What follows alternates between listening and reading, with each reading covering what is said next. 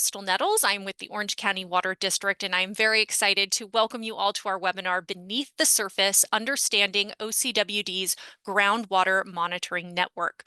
Today, our speakers from the Orange County Water District will discuss how investments in monitoring and data analysis support reliable water management.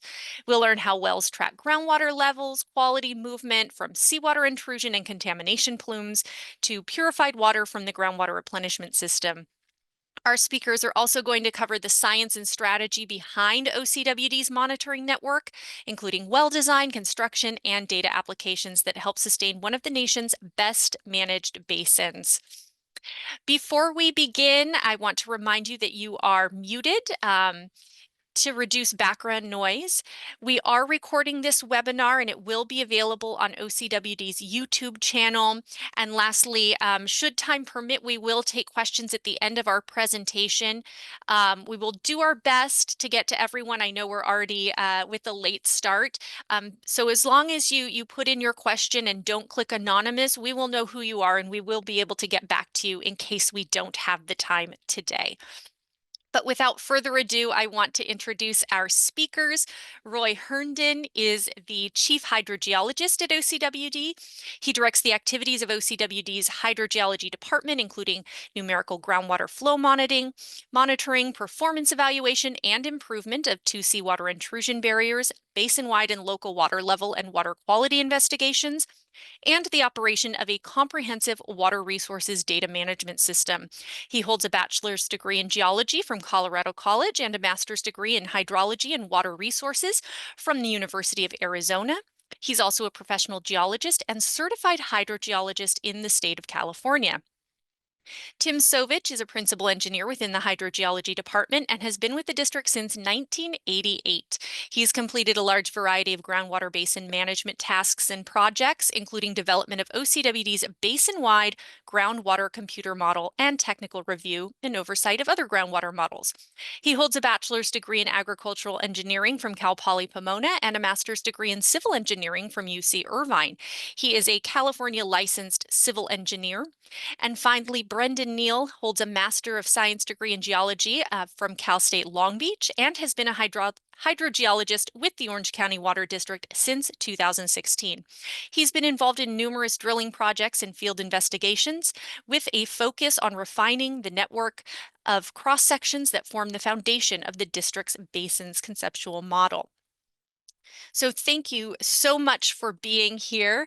Without further ado, I will hand it over to Roy.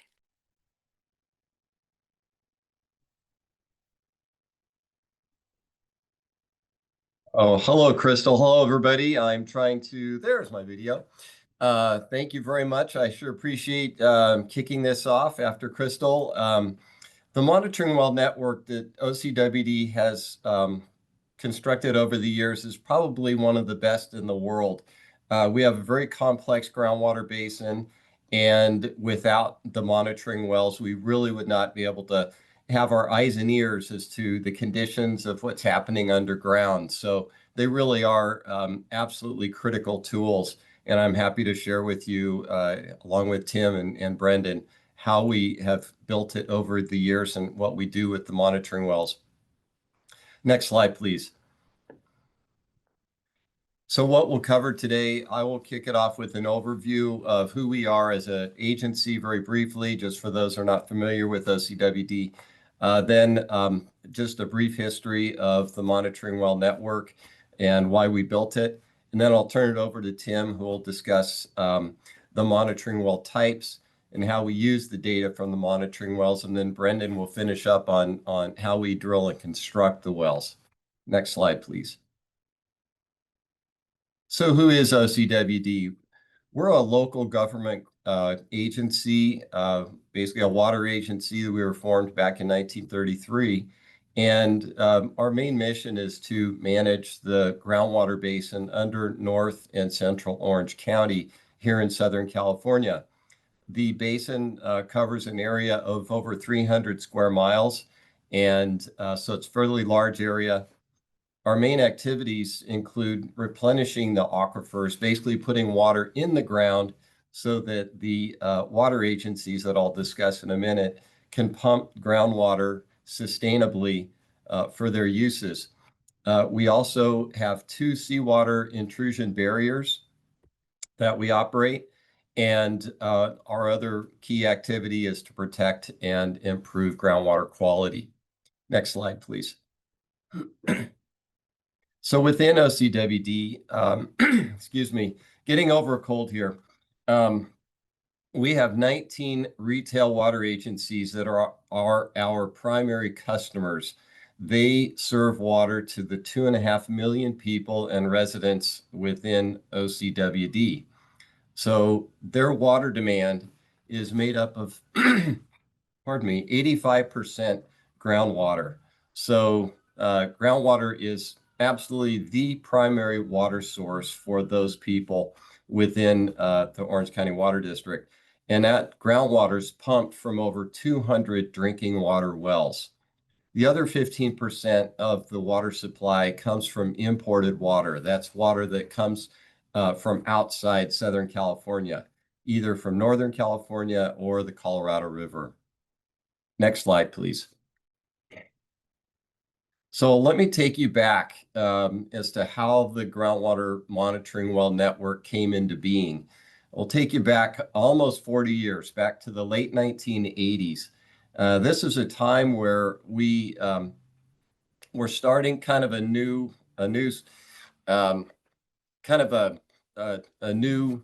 future for the water district, and kind of a period of growth and new visions. And this is a time where we knew we had a vast groundwater supply beneath us, but we didn't really understand it very well. We didn't understand where our recharge water was flowing. We knew it was going underground, but we didn't know how deep it was. We knew we had a very complex, multi-layered aquifer system, but we didn't know how well connected or not connected the different aquifers were to each other. So we also had threats to our groundwater quality. This is in the mid-80s when a lot of new regulations were coming into place, new chemicals were being tested, and we didn't know whether they were spread widely or just in local areas within our basin. So we didn't have a good understanding of our groundwater quality threats to our basin. So we prepared 2 key documents at that time that called for the construction of a network of monitoring wells throughout the groundwater basin. The purpose of those wells would be, as I show here, to develop a better understanding of the basin aquifers, to evaluate the effectiveness of our recharge program. In other words, how deep and how widespread were our monitoring wells, pardon me, and also to assess the baseline quality for future trend analysis, to get a better handle on the baseline chemistry of the basin, and be a good starting point for then looking at future trends of any chemical changes, and also to identify areas that were vulnerable to contamination. So those are the primary reasons why we felt we needed this monitoring network. Next slide, please. And the last slide I'll show here is what I call our pyramid to sustainability, and I use groundwater level monitoring as the base of that pyramid. And without the monitoring wells that we have, we wouldn't be able to do even fundamental groundwater level monitoring in a depth-specific environment. But with that data, the key to collecting that groundwater level data are the monitoring wells. And from those, we can then do trend analyses to see changes in water levels over time. And with that, be able to do change in storage, how much groundwater storage is changing in the basin. With that, we can do a water balance, which is absolutely critical to develop an overall conceptual understanding of flows in and out of the basin. And with that, we can do actual groundwater flow modeling. So everything builds upon itself, all starting with the data collected from the monitoring wells. So with that, I'm going to turn it over to Tim for further information. Take it away, Tim. Thanks, Roy. So let's talk about our OCWD monitoring well network. Next slide. So first of all, what is a monitoring well, or also commonly known as an observation well? Essentially, it's a vertical hole drilled into the ground with what's called a drilling rig, and then That's called the borehole. And so the borehole doesn't just collapse upon itself. You have to put pipe into the well. We call that the well case slide there. That's the driller installing PVC, the white pipe. In the upper right, there's a picture of the slots in the pipe. So at the target depth where you want to gather information like water levels and water quality, you put a piece of perforated pipe to be in connection with the aquifer so that when you pump the well, you can sample just from that one discrete zone. And we're talking about small pumping rates when we do sample these well, maybe 10 or 20 gallons a minute. And so the well diameters are pretty small, like 2 to 4 inches, versus a large scale production well, a municipal well for a city, maybe about 16 to 20 inches in diameter, and typically pump around 2,000 gallons a minute. So these are much smaller. And then in the annular space in between the well casing and the borehole, we put sand, adjacent to the screen so the water can come in from the aquifer. And then above that, we typically put bentonite to seal it off. And then above that, we put cement to ensure that no runoff from the ground surface can intrude down into the well and contaminate it. Next slide.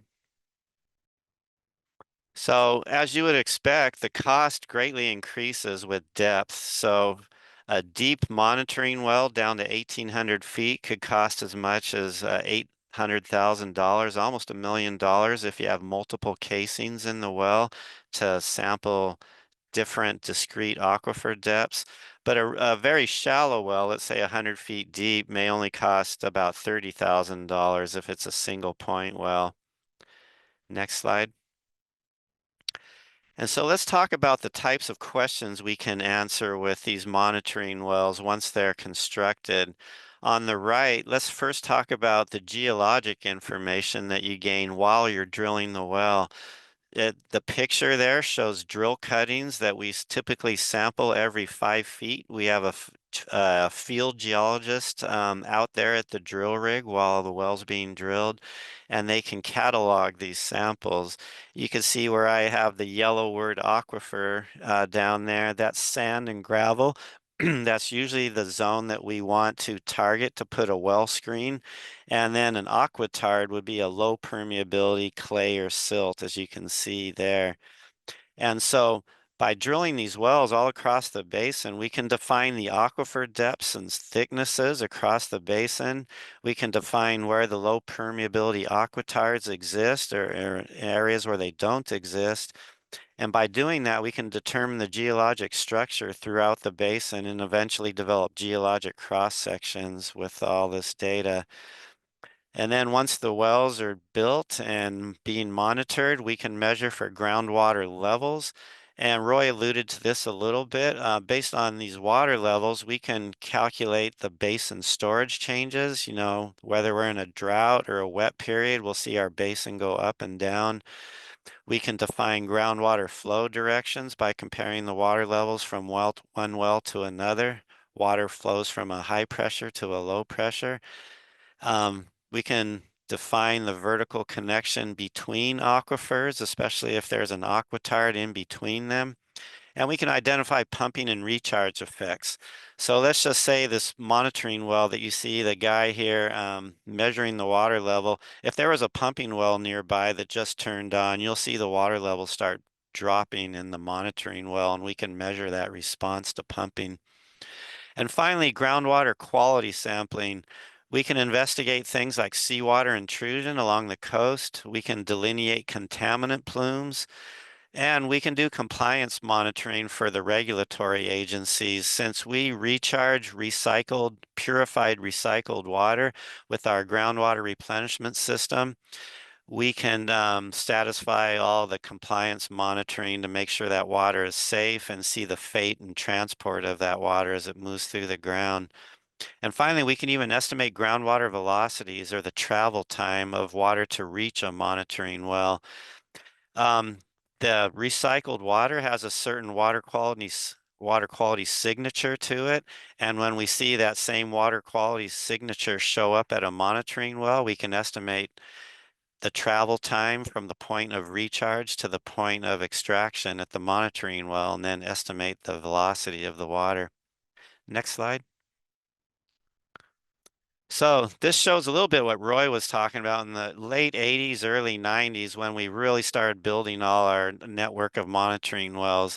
These blue dots are what we call our West Bay wells. They really form the backbone of our OCWD monitoring well network. These wells are very deep, some as deep as 2,000 feet, and they have multiple zones where you can measure depth-specific water levels and water quality. So we have 52 of these wells. Next, click. And so this shows just a zoom in schematic of a typical West Bay well. West Bay is the name of the company in Canada that came up with this type of well design. The little blue shaded areas inside the well, those are inflatable packers that effectively seal off each screened interval from one another to ensure that you get a discrete sample or water level measurement from each targeted zone without the influence from the other zone adjacent to it. And we can have up to 10 to 18 measurement depths all in one well. And like I mentioned, down to 2,000 feet. Next. And so up near our recharge basins in the Anaheim area, near where the 91 and the 55 freeways meet over there, we have a lot of wells along the Santa Ana River and our recharge basins to really characterize the water that's being percolated and see where it moves. And then I'd just like to point out also on this slide, we have our seawater intrusion barriers that Roy alluded to. We have our Talbert barrier in Huntington Beach, Fountain Valley area. And then over on the county line, we have our Alamitos barrier. And then finally, we have some injection wells for mid-basin injection along the Santa Ana River. Those are not for seawater intrusion, but just for replenishing the aquifer in a heavily pumped area. Next. So now this slide shows our whole monitoring well network that's been built up out to where we are today. And we're still drilling more wells as we speak every year for different projects. But today we have over 400 monitoring well sites. And because of the West Bay wells have so many different measurement ports, and even the magenta dots, which are more conventional monitoring wells, could have anywhere from 1 to 6 different specific depths that they measure. So all that included, we have over 1,200 measurement depths that our water quality department, as well as hydrogeology field staff, go out and regularly measure water levels and sample. So it's a continual ongoing work to sample and maintain these wells. We even have some wells in Prado Basin you could see over in the upper right-hand corner that are outside our groundwater basin, but we have engineered wetlands that the Santa Ana River runs through to remove nitrates, and so we have monitoring wells there as well. Next, please.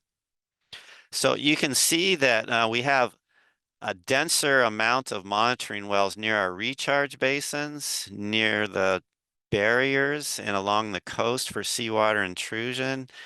And then there's a dense number of wells just west of our recharge basins. Those are for a contaminant plume. So the density of wells is usually driven by different programs or projects where there's a need, and then the West Bay wells kind of fill in the rest of the basin. Next slide. This shows all the geologic cross sections that we've developed over time, over 30 cross sections, slicing and dicing our basin up. And I'm going to show you, next please. I'm going to show you a typical cross section right through the basin going north from the forebay down to the coast. Next please. Okay, so this is somewhat of a simplification of our actual cross section, but it tells the story. Our basin's broken up into 3 major aquifer systems, the shallow, the principal, and the deep. And our monitoring well data of water levels and water quality data is what really helped us divide the basin into these 3 aquifers. There's major differences in water levels and water quality between these 3 systems. And you can see the recharge enters the shallow aquifer from the Anaheim area through our recharge basins. But then because most of the pumping in our basin comes from the principal aquifer, it has the lowest water levels of the three. And water tends to go from the shallow and then migrate down into the principal to feed those pumping wells. Next slide. Okay, let's talk about the different types of monitoring wells we have now. Next. I'm going to start on the right-hand side. That's the simplest wells we have, where you just want to monitor one individual aquifer zone. And once again, our monitoring wells are typically about 2 to 4 inches in diameter. It could either be PVC, plastic, or stainless steel, which is more expensive, but it's warranted in certain situations. And then, so a single point well is the cheapest, obviously, but if we have multiple depths we want to sample at a given site, we have two choices. We could do a cluster of wells, each spaced about 10 to 15 feet apart. So essentially it's a single point well, but then a cluster of them fairly close to each other.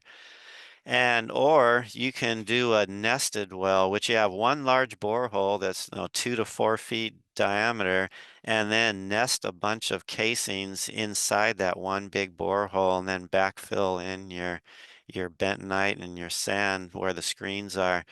So both types have their pros and cons, but where we have contamination, typically we tend to go at the well cluster because it's a more robust way of doing it, where you don't have to depend on having good well seals since they're independent boreholes.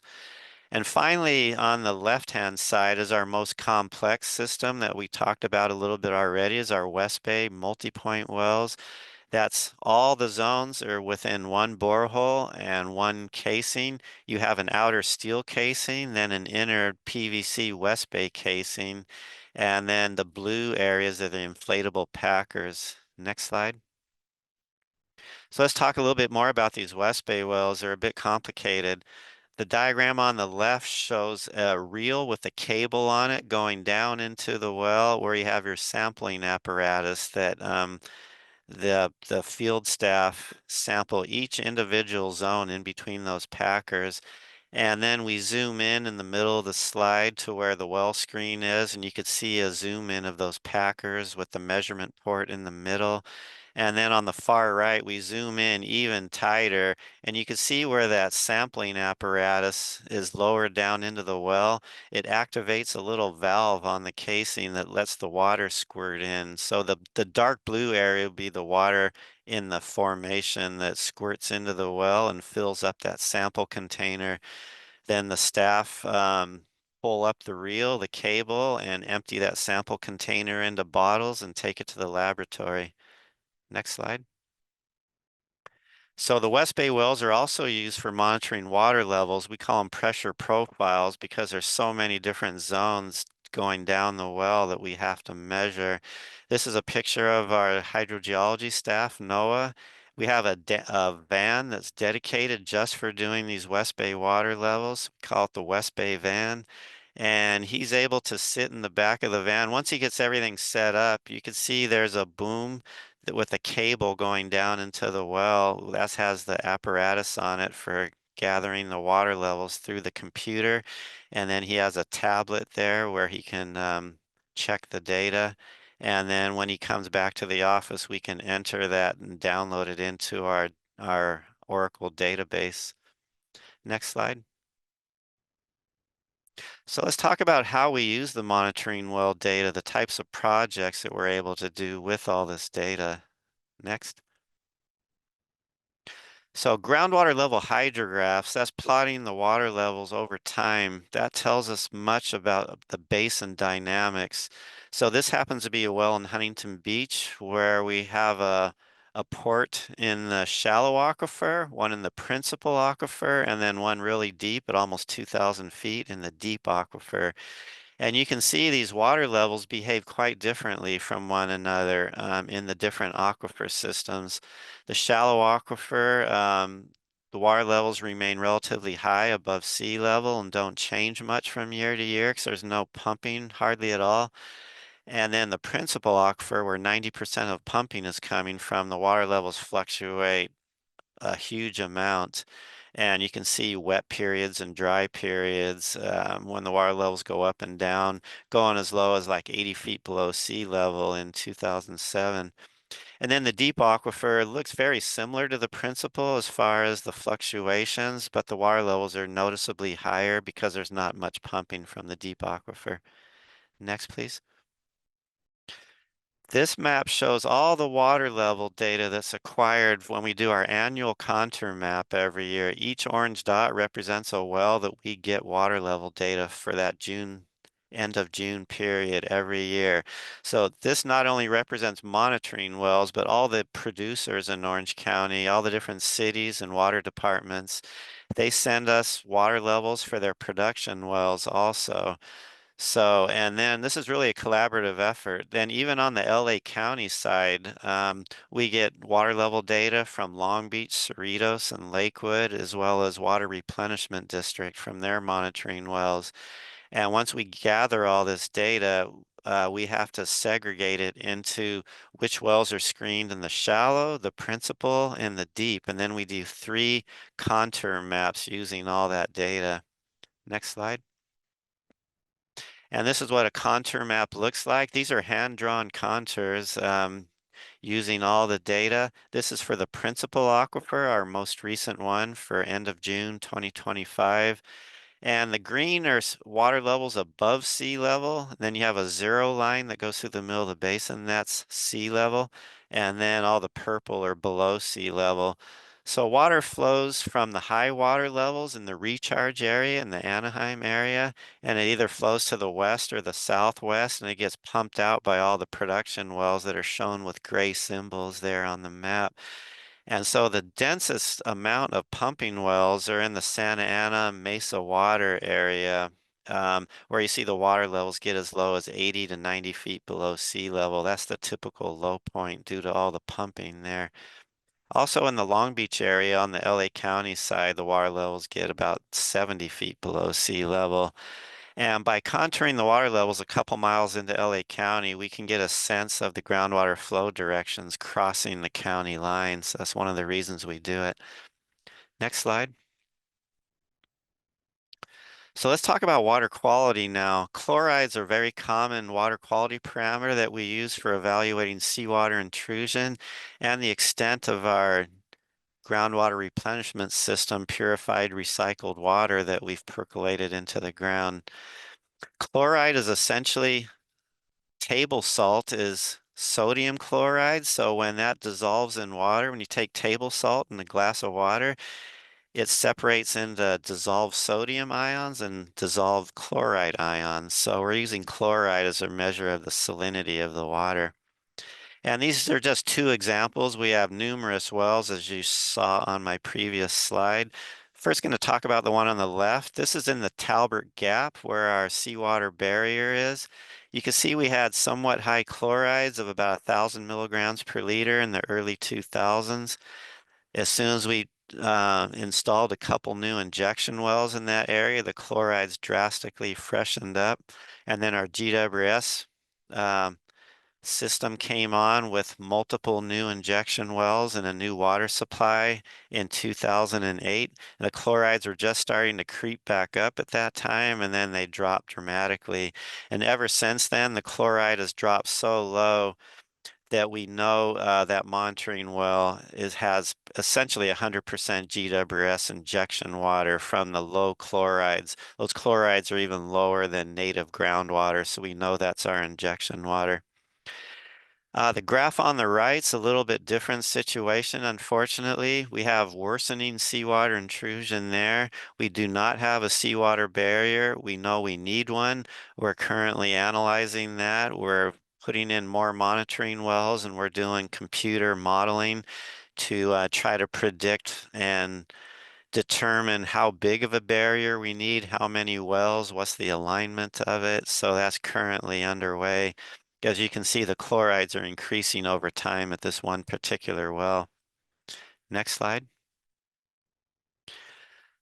This map shows that we contour the chloride data along the whole coast. We do this every 2 years. We sample the wells every 6 months, but the water doesn't move that fast, so we actually contour the data every 2 years to see if intrusion is worsening or if it's being pushed back towards the ocean. As I mentioned, that Sunset Gap area is where we have worsening intrusion that we know we need a barrier over there. The chloride is just starting to reach a couple Huntington Beach municipal production wells. So let's talk about the Talbert Gap area, though, where our seawater intrusion barrier is. Next click. So M26 is one of our key monitoring wells. That well really helps us operate the Talbert barrier to determine when we need to inject more water, when we need to cut back based on the water levels and the chloride concentrations at this key well. Next click. I'm going to show you a schematic cross-section right through our barrier through the Talbert Gap. Next. So this cross section on the left would be north, and on the right would be south, where the Pacific Ocean is. The numbers in red on this cross section are chloride concentrations for 2024. And you can see the green areas is where you have seawater intrusion with the chlorides in the thousands. By the way, pure seawater has a chloride of 19,000. So these are quite a bit less than pure seawater, but they're brackish nonetheless. And next click, please. And so M26, our key well, is right in this critical area where you have the division between the brackish water coming in from the ocean and fresh water from inland. And we have our injection barrier a little bit inland of there. You can see it says injection line, where we inject into the multiple aquifer zones. And I just like to point out the blue is fresh groundwater, but then the very light powder blue color is our GWS water. As I mentioned, the chloride concentrations are so low in our recycled water because of the reverse osmosis process that is distinguishable from native groundwater. So we have this bubble of GWS water that's pushing the seawater back. And we can also determine the rate of annual movement of our groundwater by doing this every year and comparing from one year to the next. Next, please. So there's a lot on this slide. Let me just sort it out for you. So this is our key monitoring well, M26. The red curve shows water levels. The purple curve shows chloride concentrations, and then the blue bars at the bottom are our monthly volumes of injection at the Talbert barrier. You can see that in the early 2000s, water levels had dropped to almost 20 feet below sea level. Seawater intrusion was worsening. The chloride in that well wasn't super high, but it was over 1,000 milligrams per liter. And then once our GWR project came online with more injection, it took 2 years, but we raised the water levels to above sea level and what we call a protective elevation of a couple feet above sea level to push back the seawater. So ever since 2010, we've been able to maintain a protective elevation, except for real brief periods when the water treatment plant goes down for maintenance or power outages, that type of thing, and then it quickly comes back. And you can see the chloride concentration has gradually decreased over time with this increased injection to where today we're at about 250 milligrams per liter of chloride, which coincidentally is the drinking water standard actually for chloride. So it's a good news story. Next slide, please. Okay, this is a VOC plume in what we call the North Basin in the excuse me, in the in the Anaheim Fullerton excuse me. A VOC plume in the Anaheim Fullerton area. This just shows how the monitoring well the monitoring well data has been valuable to delineate plumes. And even the shallow aquifer and the principal aquifer have different plume shapes using our depth specific monitoring wells. Next slide, please, if I can get through it. I'm almost done. I got a couple more slides. Okay, another example of using water quality data to track GWS water that's been recharged. So we first recharge our recycled water in 2008 in our spreading basins there. Next click. And then this is just for an example well, AM20. We looked at this for multiple wells, but we're able to estimate the arrival time of the GWS water that was recharged at different wells that are down gradient, based on primarily the decrease in chloride in the well and sulfate decrease below ambient levels. So for this particular well, the travel time was calculated at 7.4 years. Next click. And so how we do that's illustrated in this graph here for AM20. You can see the chlorides were hovering around 80 to 100 milligrams per liter historically. Then when GWRS came online in 2008, about 7 years later in 2015, the chloride started to drop below historical levels, and then it just kept dropping lower and lower and lower until it reached 10 milligrams per liter, which just so happens to be the chloride concentration of GWS water. So it's pretty obvious once you see a trend like that. Next slide. And so by doing that analysis for multiple wells down gradient from the recharge, we're able to draw age contours of the water as it arrives at the different monitoring wells. This is the 1-year contour. Next. Then it moves farther out after 5 years. Next. And then finally, after 10 years, this is how far out into the basin it's moved. It's at past the 5 freeway there. And AM20 had the 7-year travel time, so it's between the 5 and 10-year contours. Next. So I'm going to show you the extent of this GWS water on a cross section that goes right through here. Next.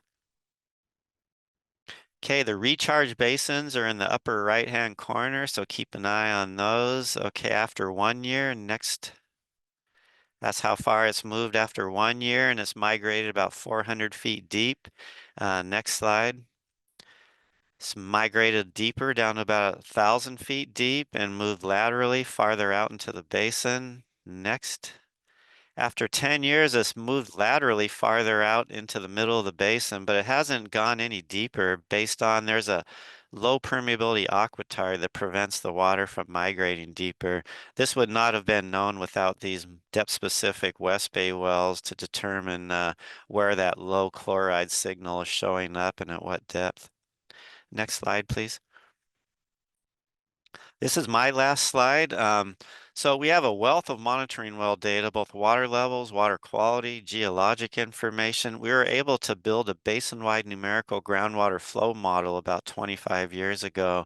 And that model is currently a work in progress, and there's always new well data coming in, so we're updating the model. And that's all I have, and let's turn it over to Brendan. All right. Thank you very much, Tim. So today I'll go over well siting and logistics. I'll briefly describe 3 of the most common drilling methods that we employ: downhole logging, design and installation, and then finally the costs and life expectancy of a monitoring well. Next slide, please. So one of the first steps in well construction is finding a suitable location. We'll usually use aerial maps, something like Google Earth, to find a number of potential sites in the study area, and then we'll rank them based on suitability. You can see that on the left-hand side there, we have 1 through 7. Those are potential sites that we may install a monitoring well. And the suitability of a site includes things like, is the property owner willing to allow us to install and monitor a well here? Is the site large enough to accommodate the drilling equipment needed? Is the site easily accessible? And more importantly, is it safe for our field staff to monitor? The right-hand side shows kind of an ideal location where you've got a low traffic area. It's a city right of way, and plenty of space for the drilling equipment. One of the other steps in starting off the drilling project is to establish what type of drilling method we're going to employ. Factors that determine what method we want to use include the depth, the number of aquifer zones that we plan to target, and the anticipated hydrogeologic conditions, things like water level and formation type. Next slide, please. So the first drilling method that we'll look at is called hollow stem auger, or we refer to it as just auger. This kind of it's kind of analogous to a handheld drill driver that you would use at home, where the bit actually spins and clears the material out of the borehole, and actually that's how you make borehole depth. The material, the cuttings, are brought out of the borehole up through the flights on the auger, and actually those augers are hollow, which allow for sampling. So a sampler, you can see in the upper right-hand side, the driller's opening up a California split spoon sampler that's actually driven down inside of the augers in advance of the auger. And you're able to collect really good undisturbed soil cuttings, which you can see on the lower right-hand side. So overall, the benefits of this drilling method are it's low cost. It's got a small construction footprint. You can see in that picture on the upper right-hand side, that's a limited access rig. It's also got you also get good quality lithologic samples, as I mentioned. The downsides to this method are the depth limitations. We're really only comfortable going down to about 150 feet or less with this method. You're also limited in borehole diameter, so 10 inches would be maximum. So 2 small diameter casings maybe, but usually just one single casing monitoring well. It's also not the strongest method, so refusal is possible. That could be due to the formation, something like boulders or heaving sands, or hydrolocking due to high water levels. The other downside is you could encounter low sample returns in unconsolidated sands and gravels. Next slide, please. So the second method we'll look at is rotosonic vibration, or just sonic drilling, we call it. This method is a little bit more like coring than it is drilling. It really works by driving 2 sets of hollow tubes, high strength steel. They're driven into the ground by rotating slowly, and they're also vibrated really quickly. So they're vibrated at 50 to 150 vibrations per second. And then it also provides good samples, a lot like the auger method. You can see in the upper right-hand side, the driller removing the soil cuttings from the core sampler, from the core barrel. They can be a little bit disturbed just because they have to come out of the end of the core barrel rather than opened up like in a split spoon sampler. So benefits of this method, it's also got a small footprint if needed. You can get deeper than you can with the hollow stem auger. We're comfortable going to about 300 feet in our area. You do get good sample recovery, and this is a very powerful drilling method. So it's really not going to be refused through any type of material. Drawbacks to this method is it's a little more expensive than the hollow stem. You're also limited to 10 inches in borehole diameter, and you can encounter issues with refusal with a high water table and unconsolidated sands, that you could have heaving sands and also reduced sample recovery. Next slide, please. So the third method that we consider is rotary drilling. This is more of a group of several methods that I've kind of grouped together based on one factor that separates this from the other methods we've covered. And that factor is that a fluid is used to bring the cuttings away from the drill bit and up and out of the borehole. That fluid used can be air. Yes, air is a fluid. Can be water, can be drilling mud, which would be water with clay or polymers. And then the drill bit itself uses a pulverizing action to make the depth. It doesn't actually, the rotation of the drilling assembly doesn't actually carry the drill cuttings up and out of the borehole. You can see on the upper right-hand side, you can see a hole opening bit or a reaming bit. You can see that it's highly engineered with rotating parts and hardened teeth. And downsides, I'll start with the downsides to this method. It's kind of a higher cost than the other methods. You need a larger footprint, so a bigger work site is needed for all the equipment. The lithologic samples that you receive are disturbed, so it can be difficult to know for certain what depth they're from. However, the benefits of this drilling method is that depth is basically unlimited for our intents and purposes. We can tag the bottom of our groundwater basin. Also, another benefit is the large borehole diameter. So if we were going for a nested well with many casings, we can fit them in a larger borehole. Another benefit, refusal is unlikely. And then the last of those benefits is you're able to run downhole logs. Next slide, please. So what is downhole logging? It's basically the running of specialized measuring tools inside of the open, uncased borehole, and it measures properties of the formation. These properties that we measure, among others, include the borehole diameter, the naturally occurring gamma radiation, electrical resistivity, and magnetic resonance. Each of these properties give us some indication of grain size, so it allows us to interpret at what depths the aquifers are that we plan to target. So we'll run all those logs, and we'll lay out these logs like you see in the picture in the center and the right, where you can see all the different curves, and we will make our interpretations based on those curves and decide where exactly we want to screen this particular monitoring well. In this case, in this example, in the center picture, you can see handwritten A, B, and C. Those are the 3 screen intervals that we've decided for this particular well. Next slide, please. So in addition to the screen intervals, we also decide on the depths of the backfill material.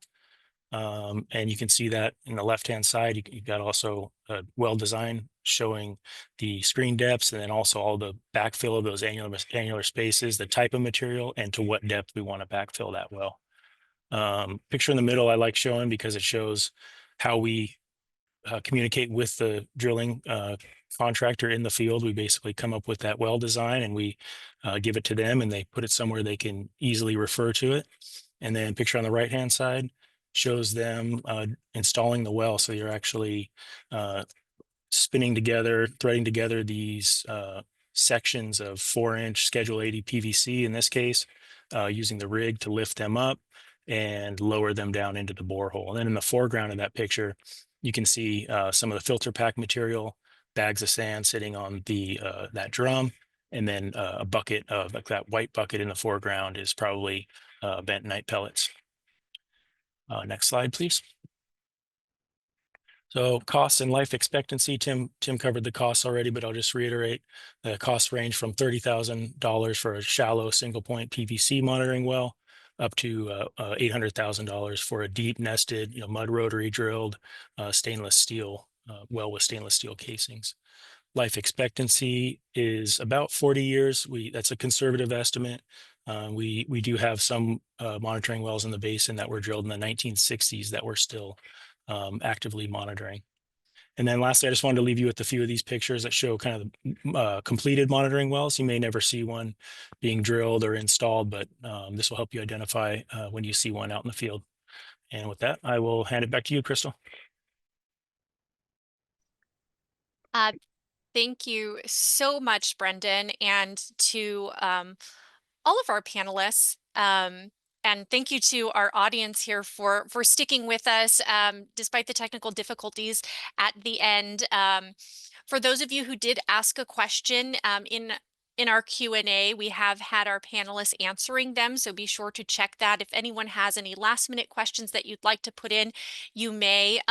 You can also email us at info@ocwd.com. I'm going to go through really quickly here to our slide. I don't see any more open questions, and I know we are past that 1 o'clock mark. So I did just want to thank again and reiterate to all of you for joining us, and to Roy and Tim and Brendan for coming here today.